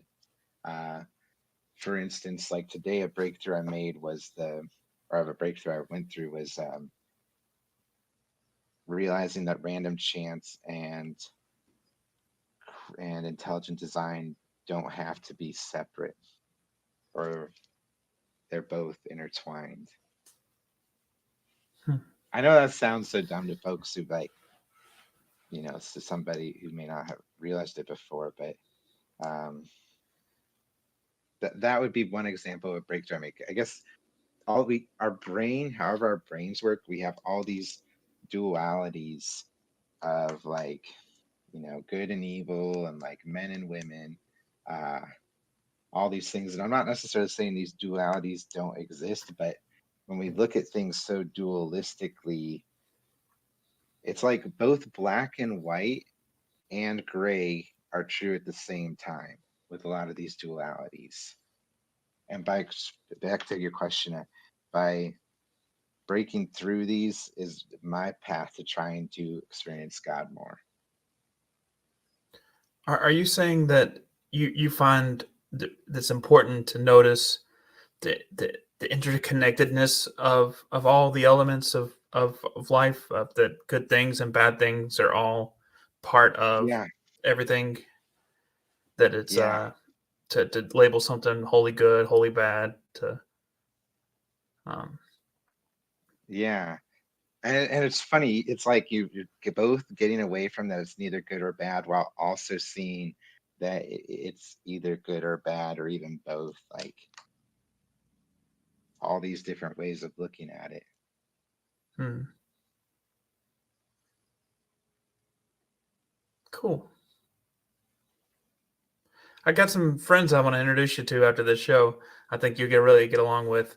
So send me a message, and we'll probably wrap up here if that's all right. Yeah, absolutely. Thank you guys for your time. Yeah, thank you for coming up and chatting. One last question. How do you think the conversation went, and do you have any feedback for us? I think it went good. I actually did do. I don't know if you guys know Deviant Robot, but I did a Mhm. epistemology with him earlier today. So I guess Yes. I might, and in some ways I was kind of prepped. I felt like prepped because like I already was asked a lot of questions, so it's like all this was already open. Yeah, and it's interesting how you can kind of talk about the same thing, but it expresses differently depending on who you're talking to. Yeah, absolutely. And see, this is the funny thing about God too. I actually feel like people are supposed to be atheists just because of that reason. Let's Okay, I can't explore let you that just say next that. time. Yeah. Okay. Okay. Well, I'll wait till next time. Fine. Yeah, if you want to join next week, are we doing it next week, David? Yeah, I think so. Okay. I think so. Then Yeah. then definitely join us next week. I would love to talk about that. That sounds really interesting. Yeah, Sometimes okay, we I'll write it bounce down. between here and the politics and religion server and a few others. So just check our YouTube for the updates. All right, sweet. All right. Thanks again. Yep, thank you guys. All right. So I guess we're gonna call that a wrap. We went a little overtime, but that's okay with me. Yeah, I enjoyed the conversation. It's nice to kind of just talk about implications and value and needs in life a little bit, as opposed to just kind of break down logic all day. Yeah, I really enjoy the conversations that aren't always a truth claim, this truth claim supported by this truth claim, supported by this truth claim. Sometimes Yeah. it's nice to take a step back and look at a big picture, and yeah, I like it. Absolutely. All right, I Well, guess. great. Thanks everybody who came out. Had a great time. Feel free to join us on stage next week. Pierce Watkins is the man. He did a lot, pretty much all the technical stuff to get things rolling here, and I'm super grateful. And thanks to everybody who supported. And we had people, kind of helping out with the comments and everything. And thanks everybody. Yeah, it's thanks for the appreciation, David. But I also want to say that I appreciate you. I really enjoy your presence up here, and I don't know that I'd be doing this without you. So Yeah, happy this to is happy synergy you're right here. here. We got synergy. I love All it. right. I love With it. that being said, David out, Pierce out. I love puns, and I'm gonna roll that outro. All right.